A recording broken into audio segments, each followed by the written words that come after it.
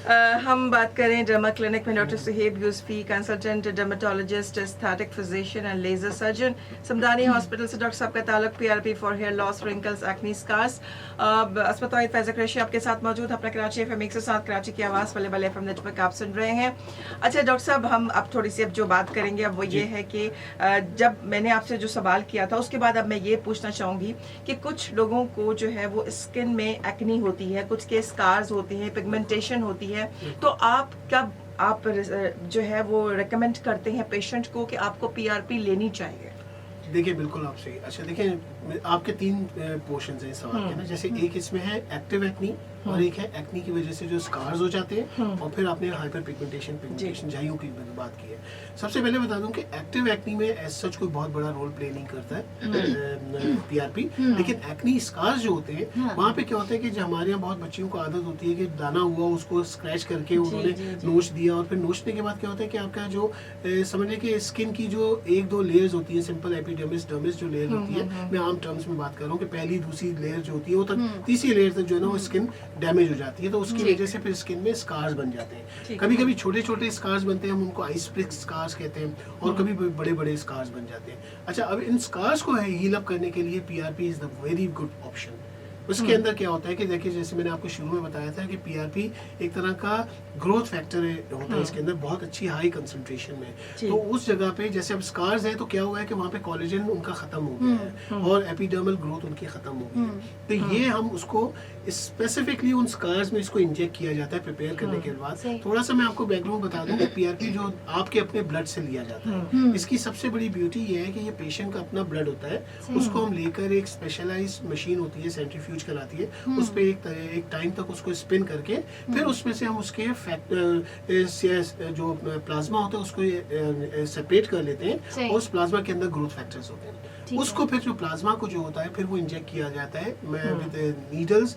इसमें भी multiple procedures आ गए हैं, जैसे हम पहले नीडल से भी करते थे, अब हम इसको माइक्रो नीडलिंग यानी कि डर्मा पेन होता है उससे भी करते हैं, डर्मा रोलर्स होते हैं वो भी यूज किए जाते हैं। तो अब ये जैसे जितनी सिवियरिटी होगी स्कार्स की उसके हिसाब से हम उसका मोडालिटी यूज करेंगे, चाहे इसको डर्मा रोलर से देना है कि डर्मा पेन से देना है या सिंपल नीडल से इसको इंजेक्ट करना है। तो वो फिर देने से क्या होता है कि उसमें मल्टीपल सेशंस में वो स्कार हीलिंग होने लगती है, but it takes time. Exactly, according to condition. जितना लाइट स्कार होगा उतनी जल्दी हीलिंग होगी, जितना डीप पिट स्कार्स होगा उतनी ज्यादा उसको सेशंस की जरूरत होगी। अच्छा डॉक्टर साहब, ये जो आपने डर्मा रोलर्स और इसकी सब की बात की है, स्किन पीलिंग हो जाती है, ये सब इसमें जो है वो आप क्या समझते हैं कि इन सब के पहले करते हैं या पीआरपी का हिस्सा होता है या इसके बाद करते हैं? ये पीआरपी का हिस्सा होता है। मतलब देखिए, मैंने कहा कि सीरम होता है ना, जो सीरम होता है उसको अब आपने अगर स्किन पे सिर्फ स्प्रेड कर दिया है नीडल से और डर्मा रोलर या डर्मा पेन यूज कर रहे हैं तो वो उसको डीप लेके पेनिट्रेशन करेगा।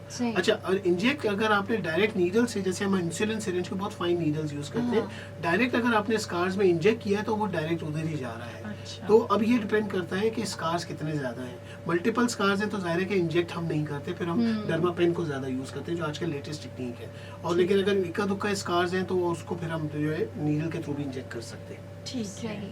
अच्छा डॉक्टर साहब, इसके कोई साइड इफेक्ट्स या कोई इस तरह के अवॉइड करना चाहिए? देखिए, अब जैसे जिस जगह पे प्रोसीजर हो रहा होता है उसके हिसाब से इसके कुछ प्रिकॉशंस होते हैं। लाइक अगर जैसे स्किन है, स्किन को अगर हमारे यहाँ असल में अनफॉर्चुनेट है कि इसका बहुत मिसयूज भी हो रहा है इस प्रोसीजर का, कि आपके साथ क्या होता है कि जब आपकी स्किन को प्रिपेयर नहीं किया गया, यानी कि उसको एक हल्का सा पहले नमिंग क्रीम लगाते हैं ताकि वो सुन हो जाए। हाँ, पहले उससे पहले उसको डिसइंफेक्ट किया जाता है अल्कोहल स्वाब वगैरह से साफ करके, फिर नमिंग क्रीम लगा के, फिर उसका एक टाइम फ्रेम देकर, ताकि आपकी स्किन पे जब वो इंजेक्ट किया जा रहा है या डर्मा पेन या डर्मा रोलर से यूज किया जा रहा है तो पेनफुल ना हो। अच्छा, इमीडिएट क्या चीज हो सकती है ये सब चीजें करने के बावजूद ही कि एक हल्की सी रेडनेस स्किन पे आ जाती है।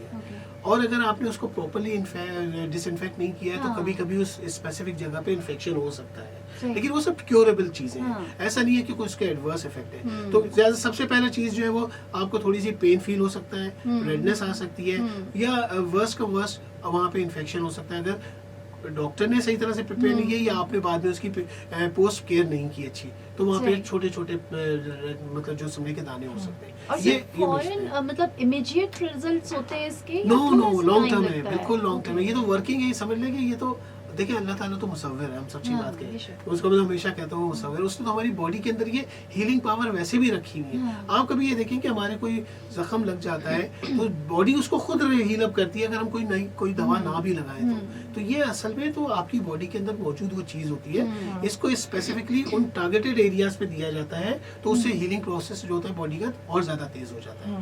तो इस सही, तरह से है ये सही सारा। सही।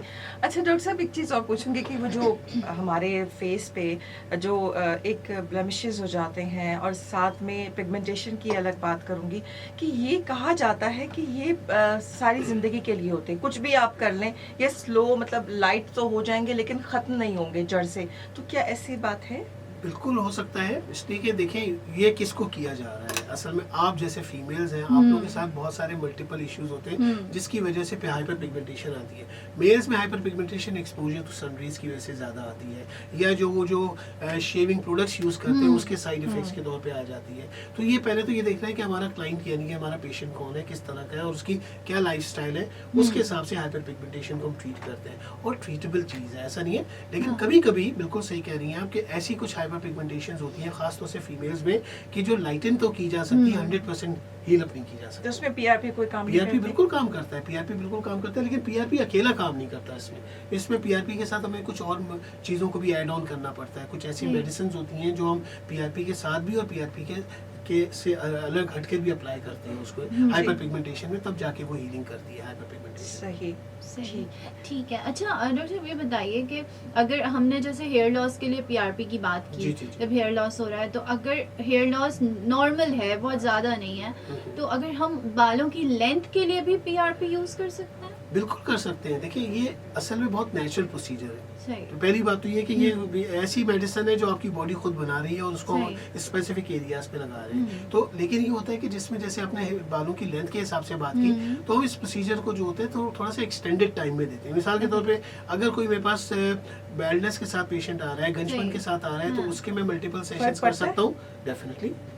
उसके मल्टीपल सेशंस करूंगा 3 से 4 हफ्ते के दरमियान। लेकिन ठीक अगर है। कोई लेंथ के हिसाब से आ रहा है तो हो सकता है मैं उसको डिले करूं 2 महीने बाद भी। सही। मतलब प्रोसीजर टाइम फ्रेम जो है वो डिफरेंट है। हाँ। एक प्रॉब्लम के साथ आ रहा है और एक हाँ। वैसे एनहांसमेंट के लिए आप सही। चाह रहे हैं, तो उसका फिर ड्यूरेशन जो होता है वो हम उसको पेशेंट टू पेशेंट वेरी कर रहे और हैं। अगर हम ये सही। प्रोसीजर रोक देते हैं तो उसके बाद भी इसका इफेक्ट रहता है? बिल्कुल या- रहता है, मतलब ये तो आपके अच्छा देखिए हर प्रोसीजर वही वाली बात है कि मैं कहता हूँ कि अल्लाह ताला की जात के अलावा कोई चीज़ भी हमेशा के लिए परमानेंट नहीं है। ये ना वही एक जात है जो परमानेंट। अगर हम अच्छी केयर करेंगे सारी चीज़ें बेहतर से बेहतर होंगी। तो एग्जैक्टली इसी तरह से आपके हेयर फॉल पे होता है कि अगर हेयर केयर पे होता है कि अगर आप अच्छी हेयर केयर करेंगे आफ्टर पीआरपी तो बेहतरीन से बेहतरीन होता जाएगा। सही। हाँ, केयर नहीं करेंगे तो सारी चीजें फिर से रिकरेंस और करके इसमें आएगी। कोई जैसे हम कैरेटिन करवाते हैं जाके या कोई, तो उसके शैम्पूज अलग हैं, उसके कंडीशनर्स अलग हैं, तो इसमें भी ऐसा कुछ कोई होता है ऐसा कि नहीं। मेडिकेटेड इसमें तो आपको यूज करना हो? Usually according to hair problem advice किया जाता है। Okay. कोई इसमें स्पेसिफिक नहीं होता कि सही। जनाब अगर आपने पीआरपी किया है तो आपने केराटिन बेस्ड शैम्पू यूज करना है या हाँ। आपने ऐसा कुछ नहीं है इसमें। और इन सही। एनी और कंडीशन normal- मतलब अगर normal डैंड्रफ का conditions। पेशेंट है बिल्कुल तो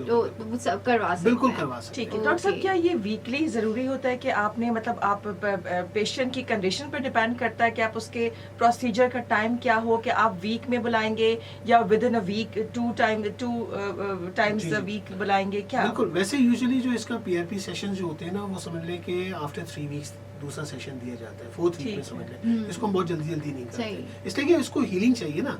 आपने जो चीज़ इंजेक्ट की है उसको बॉडी में हीलिंग टाइम चाहिए, हाँ। उसका अपना एक प्रोसेस होता है। हाँ। तो यूजुअली हम समझ लें कि एक एवरेज मंथली ही प्रोसीजर किया जाता है ये। हाँ, कोई बहुत ही ऐसी रेयर कंडीशन होगी जिसमें लगता है हमें कि ज़्यादा जल्दी देने की ज़रूरत है, तब भी हम उसको 15 डेज मिनिमम तो देते हैं टाइम फ्रेम के, उसके बाद अप्लाई करें। ठीक है, तो इसका क्या मतलब इसके जो रिजल्ट है वो क्या आप समझते हैं कि कितने परसेंटेज कामयाब होता है? देखिए इसमें भी वही इशू है सबसे पहले कि जो पीआरपी है वो तो एक नेचुरल प्रोसेस है।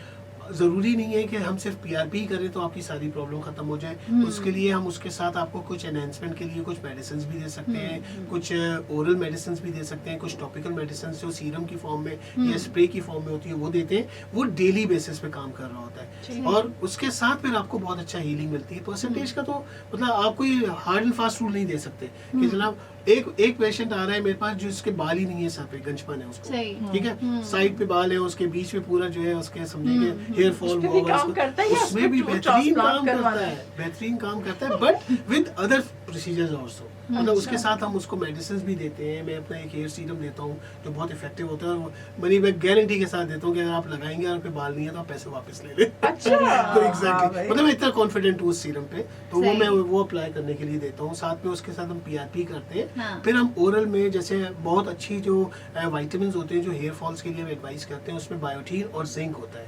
तो सही। ऐसी है बायोटीन और जिंक बेस्ड मल्टी विटामिन होते हैं जो मैं एडवाइस करता हूँ। ठीक और है। फिर शैम्पूज भी होते हैं जिसके अंदर बायोटीन होता है, बी कॉम्प्लेक्सेस होते हैं। हम वो फिर स्पेसिफिक प्रॉब्लम के हिसाब से बात आ गई। जैसे भी आपने ये पूछा था ना, एक नॉर्मल पेशेंट है जिसने सिर्फ लेंथ बढ़ानी है, सही। उसके लिए तो नॉर्मल शैम्पू भी काम ठीक है। करेगा। लेकिन एक हाँ। वो जो गंजपन के साथ आ रहा सही। है या सिवियर हेयर फॉल के साथ हाँ। आ रहा है, तो उसके लिए फिर ये कॉम्बो ट्रीटमेंट होगा जिसमें ठीक है। पीआरपी भी होगी, सीरम्स भी होंगे, हाँ। मल्टीविटामिन्स भी होंगे और मेडिकेटेड शैम्पूज भी होंगे। सही। सही सही। ठीक है जी, अच्छा, दोनों तरफ से मज़ीद बौछार हो रही है और डॉक्टर साहब ढन ढन ढन। अपने अपने मतलब की बातें कर रहे हैं। Exactly, बिल्कुल। चले जी, और मजीद हमारा डिस्कशन बिल्कुल जारी है। हमारे साथ रहिए। डॉक्टर सुहेब यूसुफी डर्मेटोलॉजिस्ट हमारे साथ मौजूद हैं। हम PRP for hair loss, wrinkles, acne और स्कार्स में बात कर रहे हैं। और आप हमें कॉल कर सकते हैं 111-111-107, 111-111-107। व्हाट्सएप पे मैसेज कर सकते हैं 034511041070, 034511041070। सुनते रहिए अपना कराची FM 107, कराची की आवाज़, बल्ले बल्ले FM नेटवर्क। सेगमेंट है हमारा डर्मा क्लिनिक।